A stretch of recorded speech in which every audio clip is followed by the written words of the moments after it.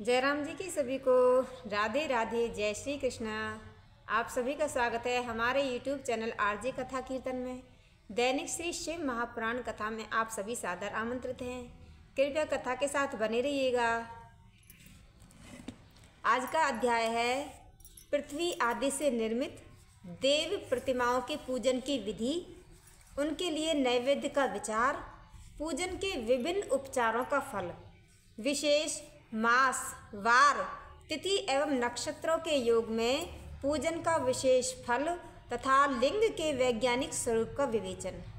तो चलिए कथा में प्रवेश करते हैं। बोलिए श्री शिवशंकर भगवान की जय, श्री शिव महापुराण की जय। ऋषियों ने कहा, साधु शिरोमणि, अब आप पार्थिव प्रतिमा की पूजा का विधान बताइए जिससे समस्त अभिष्ट वस्तुओं की प्राप्ति होती है। सूत जी बोले, महर्षियों, तुम लोगों ने बहुत उत्तम बात पूछी है। पार्थिव प्रतिमा का पूजन सदा संपूर्ण मनोरथों को देने वाला है तथा दुख का तत्काल निवारण करने वाला है। मैं उसका वर्णन करता हूँ, तुम लोग उसको ध्यान देकर सुनो। पृथ्वी आदि की बनी हुई देव प्रतिमाओं की पूजा इस भूतल पर, इस पृथ्वी पर अभिष्टदायक मानी गई है।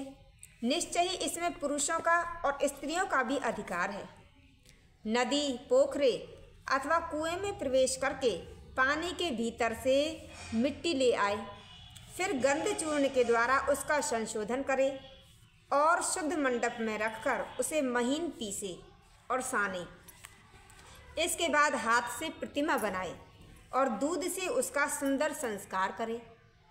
उस प्रतिमा में अंग प्रत्यंग अच्छी तरह प्रकट हुए हों, मतलब एक एक नए नक्श, हाथ पैर अच्छी तरह से प्रत्यक्ष नजर आते हों तथा वह सब प्रकार के अस्त्र शस्त्रों से संपन्न हो। तदनंतर उसे पद्मासन पर स्थापित करके आदर पूर्वक उसका पूजन करे। गणेश, सूर्य, विष्णु, दुर्गा और शिवजी की प्रतिमा का, शिव का एवं शिवलिंग का द्विज को सदा पूजन करना चाहिए, यानी कि ब्राह्मण को।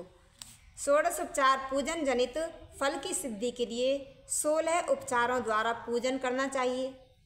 पुष्प से प्रोक्षण और मंत्र पाठ पूर्वक अभिषेक करें। अगहनी के चावल से नैवेद्य तैयार करें। खीर, सारा नैवेद्य एक कुडव या लगभग 1 पाव भर होना चाहिए। घर में पार्थिव पूजन के लिए 1 कुडव और बाहर किसी मनुष्य द्वारा स्थापित शिवलिंग के पूजन के लिए 1 प्रस्थ, यानी कि सेर भर 1 किलो के बराबर नैवेद्य तैयार करना आवश्यक है, ऐसा जानना चाहिए। देवताओं द्वारा स्थापित शिवलिंग के लिए 3 सेर नैवेद्य अर्पित करना चाहिए और स्वयं प्रकट हुए स्वयंभूलिंग के लिए 5 सेर, जो अपने आप लिंग प्रकट होते हैं उनके लिए 5 सेर। ऐसा करने पर पूर्ण फल की प्राप्ति समझनी चाहिए। इस प्रकार सहस्त्र बार पूजा करने से द्विज सत्यलोक को प्राप्त कर लेता है। 12 अंगुल चौड़ा, इससे दूना और 1 अंगुल अधिक अर्थात 25 अंगुल लंबा तथा 15 अंगुल चौड़ा जो लोहे या लकड़ी का बना हुआ पात्र होता है उसे विद्वान पुरुष शिव कहते हैं। उसका 8वां भाग प्रस्थ कहलाता है, जो 4 कुडव के बराबर माना गया है। मनुष्य द्वारा स्थापित शिवलिंग के लिए 10 प्रस्थ, ऋषियों द्वारा स्थापित शिवलिंग के लिए 100 प्रस्थ और स्वयंभू शिवलिंग के लिए 1 सहस्त्र प्रस्थ नैवेद्य निवेदन किया गया है तथा जल, तेल आदि एवं गंध द्रव्यों की भी यथा योग मात्रा रखी जाए तो यह उन शिवलिंगों की महापूजा बताई जाती है। देवता का अभिषेक करने से आत्म शुद्धि होती है, गंध से पुण्य की प्राप्ति होती है, नैवेद्य लगाने से आयु बढ़ती है और तृप्ति होती है, धूप निवेदन करने से धन की प्राप्ति होती है, दीप दिखाने से ज्ञान का उदय होता है और तांबूल समर्पण करने से भोग की उपलब्धि होती है। इसलिए स्नान आदि 6 उपचारों को यत्नपूर्वक अर्पित करें।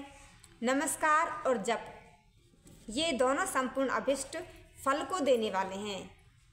इसलिए भोग और मोक्ष की इच्छा रखने वाले लोगों को पूजा के अंत में सदा ही जाप और नमस्कार करने चाहिए।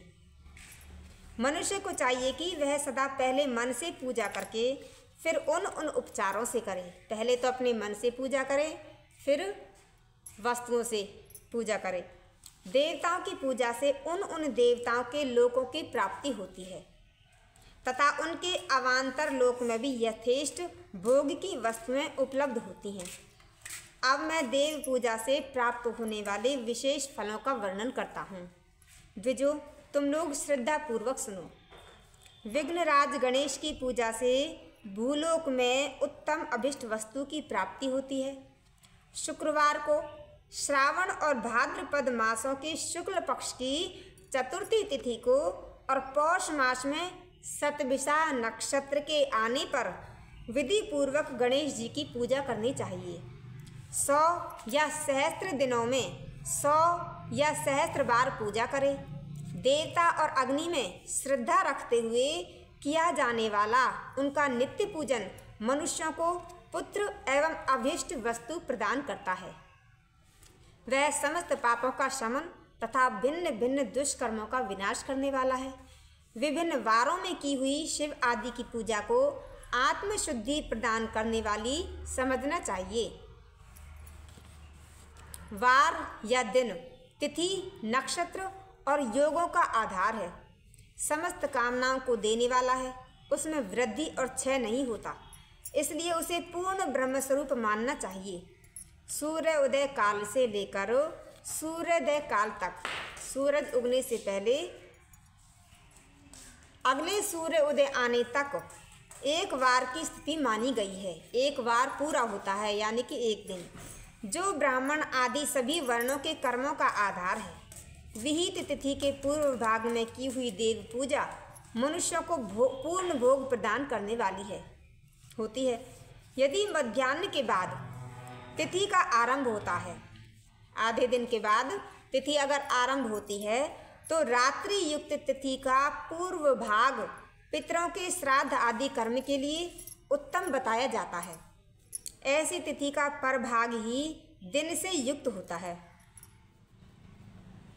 अतः वही देव कर्म के लिए प्रशस्त माना गया है। यदि मध्याह्न काल तक तिथि रहे तो उदय व्यापनी तिथि को ही देव कार्य में ग्रहण करना चाहिए। इसी तरह शुभ तिथि एवं नक्षत्र आदि ही देव कार्य में ग्राह्य होते हैं। वार आदि का भली भांति विचार करके पूजा और जप आदि करने चाहिए। वेदों में पूजा शब्द के अर्थ की इस प्रकार योजना की गई है। पूज्यार्थे अनेन इति पूजा। यह पूजा शब्द ही व्युत्पत्ति है। पुहु का अर्थ है भोग और फल की सिद्धि। वह जिस कर्म से संपन्न होती है उसका नाम पूजा है। मनोवांछित वस्तु तथा ज्ञान, ये ही अभिष्ट वस्तुएं हैं। सकाम भाव वाले को अभिष्ट भोग अपेक्षित होता है और निष्काम भाव वाले को अर्थ पारमार्थिक ज्ञान, ये दोनों ही पूजा शब्द के लिए अर्थ हैं। इनकी योजना करने से ही पूजा शब्द की सार्थकता है। इस प्रकार लोक और वेद में पूजा शब्द का अर्थ विख्यात है, प्रसिद्ध है। नित्य और नैमित्तिक कर्म कालांतर में फल देते हैं, किंतु काम्य कर्म का यदि भली भांति अनुष्ठान हुआ तो वह तत्काल फलदायक होता है। प्रतिदिन एक पक्ष, एक मास और एक वर्ष तक लगातार पूजन करने से उन कर्मों के फल की प्राप्ति होती है और उनसे वैसे ही पापों का क्रमशः क्षय होता है, नाश हो जाता है। प्रत्येक मास के कृष्ण पक्ष की चतुर्थी तिथि को की हुई महागणपति की पूजा एक पक्ष के पापों का नाश करने वाली और एक पक्ष तक उत्तम भोग रूपी फल देने वाली होती है। जो एक महीने तक लगातार पूजा करता है गणपति जी की। चैत्र मास में चतुर्थी को की हुई पूजा एक मास तक किए हुए पूजन का फल देने वाली होती है और जब सूर्य सिंह राशि पर स्थित हो उस समय भाद्रपद मास की चतुर्थी को की हुई गणेश जी की पूजा एक वर्ष तक मनोवांछित भोग प्रदान करती है। ऐसा जानना चाहिए। श्रावण मास के रविवार को हस्त नक्षत्र से युक्त सप्तमी तिथि को तथा माघ शुक्ला सप्तमी को, माह के महीने में शुक्ल पक्ष में सप्तमी तिथि को भगवान सूर्य का पूजन करना चाहिए। ज्येष्ठ तथा भाद्रपद मासों के बुधवार को, जेठ के महीने में और भादों के महीने में बुधवार को श्रवण नक्षत्र से युक्त द्वादशी तिथि को तथा केवल द्वादशी को भी किया गया भगवान विष्णु का पूजन अभिष्ट संपत्ति को देने वाला माना गया है। श्रावण मास में की जाने वाली श्री हरि की पूजा अभिष्ट मनोरथ और आरोग्य प्रदान करने वाली होती है। अंगों एवं उपकरणों सहित पूर्वोक्त गऊ आदि 12 वस्तुओं का दान करने से जिस फल की प्राप्ति होती है उसी को द्वादशी तिथि में आराधना द्वारा श्री विष्णु की तृप्ति करके मनुष्य प्राप्त कर लेता है। जो द्वादशी तिथि को भगवान विष्णु के 12 नामों द्वारा 12 ब्राह्मणों का 16 उपचार पूजन करता है, 16 उपचारों द्वारा पूजन करता है, वह उनकी प्रसन्नता प्राप्त कर लेता है। इसी प्रकार संपूर्ण देवताओं के विभिन्न 12 नामों द्वारा किया हुआ 12 ब्राह्मणों का पूजन उन देवताओं को प्रसन्न करने वाला होता है। कार्तिकी संक्रांति से युक्त श्रावण मास में नवमी तिथि को मृगशिरा नक्षत्र के योग में अंबिका का पूजन करें। वे संपूर्ण मनोवांछित भोगों और फलों को देने वाली हैं। ऐश्वर्य की इच्छा रखने वाले पुरुष को उस दिन अवश्य उनकी पूजा करनी चाहिए, जो सुख संपत्ति चाहता हो। आश्विन मास के शुक्ल पक्ष की नवमी तिथि संपूर्ण अभिष्ट फलों को देने वाली हो। उसी मास के कृष्ण पक्ष की चतुर्दशी को यदि रविवार पड़ा हो तो उस दिन का विशेष महत्व बढ़ जाता है। उसके साथ यदि आर्द्रा और महार्द्रा का योग हो तो उक्त अवसरों पर की हुई शिव पूजा का विशेष महत्व माना गया है। माघ कृष्णा चतुर्दशी को माह के महीने में कृष्ण पक्ष में 14 को की हुई शिवजी की पूजा संपूर्ण अभिष्ट फलों को देने वाली है। वह मनुष्यों की आयु बढ़ाती, मृत्यु कष्ट को दूर करती और समस्त सिद्धियों की प्राप्ति कराती है। ज्येष्ठ मास में चतुर्दशी को यदि महाद्र का योग हो तथा संपूर्ण मार्गशीर्ष मास में किसी भी तिथि को यदि आर्द्रा नक्षत्र हो, उस अवसर पर विभिन्न वस्तुओं की बनी हुई मूर्ति के रूप में शिवजी की जो 16 उपचारों से पूजा करता है, उस पुण्यात्मा के चरणों का दर्शन करना चाहिए। भगवान शिव की पूजा मनुष्यों को भोग और मोक्ष देने वाली है, ऐसा जानना चाहिए। कार्तिक मास में प्रत्येक वार और तिथि आदि में महादेव जी की पूजा का विशेष महत्व है। कार्तिक मास आने पर विद्वान पुरुष दान, तप, होम, जप और नियम आदि के द्वारा समस्त देवताओं का 16 उपचारों से पूजन करें। उस पूजन में देवी प्रतिमा, ब्राह्मण तथा मंत्रों का उपयोग आवश्यक है। ब्राह्मणों को भोजन कराने से भी वह पूजन कर्म संपन्न होता है। पूजक को चाहिए कि वह कामनाओं को त्याग कर पीड़ा रहित यानी कि शांत भाव से देवाराधन में तत्पर रहे, देवताओं की आराधना में लगा रहे। कार्तिक मास में देवताओं का यजन पूजन समस्त भोगों को देने वाला, व्याधियों को हर लेने वाला तथा भूतों और ग्रहों का विनाश करने वाला है। कार्तिक मास के रविवारों को भगवान सूर्य की पूजा करने और तेल तथा सूती वस्त्र देने से मनुष्यों के कोढ़ आदि रोगों का नाश होता है। हर्रे, काली मिर्च, वस्त्र और खीरा आदि का दान और ब्राह्मणों की प्रतिष्ठा करने से क्षय के रोग का नाश होता है। दीप और सरसों के दान से मिर्गी का रोग मिट जाता है।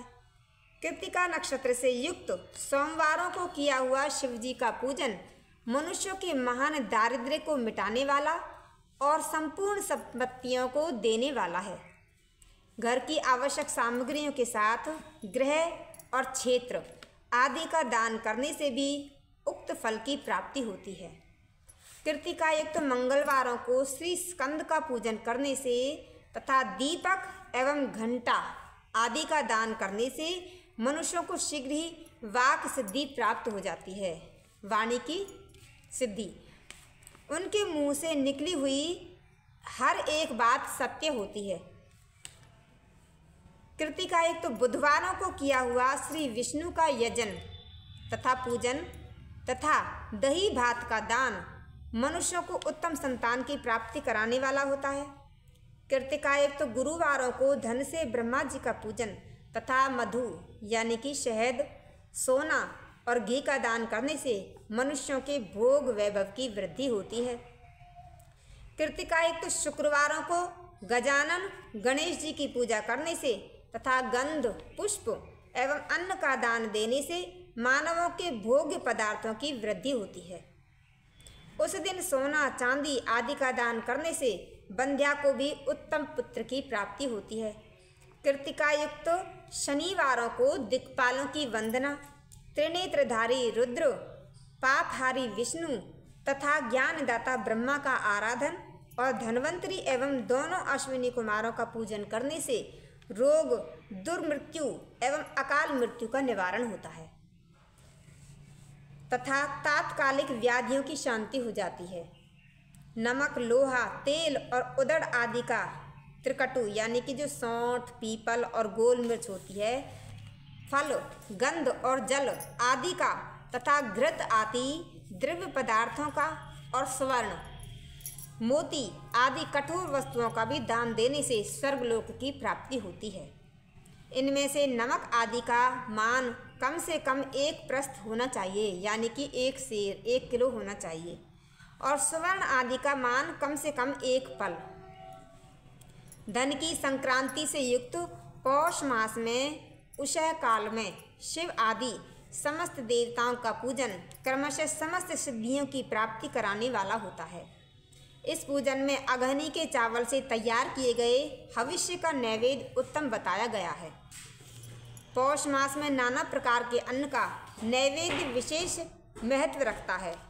मार्गशीर्ष मास में केवल अन्न का दान करने वाले मनुष्यों को ही संपूर्ण अभिष्ट फलों की प्राप्ति हो जाती है। मार्गशीर्ष मास में अन्न का दान करने वाले मनुष्य के सारे पाप नष्ट हो जाते हैं। वह अभिष्ट सिद्धि, आरोग्य, धर्म, वेद का सम्यक ज्ञान, उत्तम अनुष्ठान का फल, इहलोक और परलोक में महान भोग, अंत में सनातन योग यानी कि मोक्ष तथा वेदांत ज्ञान की सिद्धि प्राप्त कर लेता है। जो भोग की इच्छा रखने वाला है वह मनुष्य मार्गशीर्ष मास आने पर कम से कम 3 दिन भी उषः काल में अवश्य देवताओं का पूजन करे और पौष मास को पूजन से खाली न जाने दे। उषः काल से लेकर संगव काल तक ही पौष मास में पूजन का विशेष महत्व बताया गया है। पौष मास में पूरे महीने भर जितेंद्रिय और निराहार रहकर द्विज प्रातः काल से मध्याह्न काल तक वेद माता गायत्री का जप करे। तत्पश्चात रात को सोने के समय तक पंचाक्षर आदि मंत्रों का जप करे। ऐसा करने वाला ब्राह्मण ज्ञान पाकर शरीर छूटने के बाद मोक्ष प्राप्त कर लेता है। द्विजेतर नार नारियों को त्रिकाल स्नान और पंचाक्षर मंत्र के ही निरंतर जप से विशुद्ध ज्ञान प्राप्त हो जाता है। इष्ट मंत्र द्वारा सदा जप करने से बड़े पापों का नाश हो जाता है। सारा चराचर जगत बिंदु नाद स्वरूप है। बिंदु शक्ति है और नाद शिव। इस तरह यह जगत शिव शक्ति स्वरूप ही है। नाद बिंदु का और बिंदु इस जगत का आधार है। ये बिंदु और नाद यानी कि शक्ति और शिव संपूर्ण जगत के आधार रूप से स्थित हैं। बिंदु और नाद से युक्त सब कुछ शिव स्वरूप है क्योंकि वही सबका आधार है। आधार में ही आधेय का समावेश अथवा लय होता है। यही सकलीकरण है। इस सकलीकरण की स्थिति से ही सृष्टि काल में जगत का प्रादुर्भाव होता है, इसमें संशय नहीं है। शिवलिंग बिंदु नाद स्वरूप है, अतः उसे जगत का कारण बताया जाता है। बिंदु देव है और नाद शिव, इन दोनों का संयुक्त रूप जब आपस में जुड़ जाते हैं वो शिवलिंग कहलाता है। अतः जन्म के संकट से छुटकारा पाने के लिए शिवलिंग की पूजा करनी चाहिए। बिंदु रूपा देवी उमा माता हैं और नाद स्वरूप भगवान शिव पिता। इन माता पिता के पूजित होने से परम आनंद की प्राप्ति होती है। अतः परम आनंद का लाभ लेने के लिए शिवलिंग का विशेष रूप से पूजन करें। देवी उमा जगत की माता हैं और भगवान शिव जगत के पिता। जो इनकी सेवा करता है उस पुत्र पर इन दोनों माता पिता की कृपा नित्य अधिकाधिक बढ़ती रहती है। वे पूजक पर कृपा करके उसे अपना आंतरिक ऐश्वर्य प्रदान करते हैं। अतः मुनीश्वरों, आंतरिक आनंद की प्राप्ति के लिए शिवलिंग को माता पिता का स्वरूप मानकर उनकी पूजा करनी चाहिए। भर्ग यानी कि शिवजी पुरुष रूप है और भर्गा शिवा यानी कि शक्ति प्रकृति कहलाती हैं। अव्यक्त आंतरिक अधिष्ठान रूप गर्भ को पुरुष कहते हैं और सुव्यक्त आंतरिक अधिष्ठान भूत गर्भ को प्रकृति। पुरुष आदि गर्भ है, वह प्रकृति रूप गर्भ से युक्त होने के कारण गर्भवान है, क्योंकि वही प्रकृति का जनक है। प्रकृति में जो पुरुष का संयोग होता है, यही पुरुष से उसका प्रथम जन्म कहलाता है। अव्यक्त प्रकृति से महत्वादि के क्रम से जो जगत का व्यक्त होना है, यही उस प्रकृति का द्वितीय जन्म कहलाता है। जीव पुरुष से ही बारंबार जन्म और मृत्यु को प्राप्त होता है। माया द्वारा अन्य रूप से प्रकट किया जाना ही उसका जन्म कहलाता है। जीव का शरीर जन्म काल से ही जीर्ण यानी कि 6 भाव विकारों से युक्त होने लगता है, इसलिए उसे जीव संज्ञा दी गई है। जो जन्म लेता और विविध पाशों द्वारा यानी कि तनाव बंधन में पड़ता है, उसका नाम जीव है। जन्म और बंधन जीव शब्द का अर्थ ही है। अतः जन्म मृत्यु रूपी बंधन की निवृत्ति के लिए जन्म के अधिष्ठान भूत मातृ पितृ स्वरूप शिवलिंग का पूजन करना चाहिए। गाय का घी, गाय का दही और गाय का घी और गाय का दूध, इन तीनों को पूजन के लिए शहद और शक्कर के साथ अलग अलग भी रखें और इन सबको मिलाकर सम्मिलित रूप से पंचामृत भी तैयार करें। इनके द्वारा शिवलिंग का अभिषेक एवं स्नान कराएं। फिर गाय के दूध और अन्न के मेल से नैवेद्य तैयार करके प्रणव मंत्र के उच्चारण पूर्वक उसे भगवान शिव को अर्पित करें। संपूर्ण प्रणव को ध्वनि लिंग कहते हैं। स्वयंभू लिंग नाद स्वरूप होने के कारण नाद लिंग कहा गया है। यंत्र या अर्घा बिंदु स्वरूप होने के कारण बिंदु लिंग के रूप में विख्यात है। उसमें अचल रूप से प्रतिष्ठित जो शिवलिंग है वह मकर स्वरूप है, इसलिए मकर लिंग कहलाता है। सवारी निकालने आदि के लिए जो चरलिंग होता है वह उकार स्वरूप होने से उकार लिंग कहा गया है, तथा पूजा की दीक्षा देने वाले जो गुरु या आचार्य हैं उनका विग्रह आकार का प्रतीक होने से आकार लिंग माना गया है। इस प्रकार आकार, उकार, मकार, बिंदु, नाद और ध्वनि के रूप में लिंग के 6 भेद हैं। इन 6 लिंगों की नित्य पूजा करने से साधक जीवन मुक्त हो जाता है, इसमें संशय नहीं है। बोलिए श्री शिव शंकर भगवान की जय। तो आज की कथा यहीं तक है। आगे की कथा अगले अध्याय में श्रवण करते हैं। तब तक के लिए राधे राधे, जय श्री कृष्ण, ओम नमः शिवाय।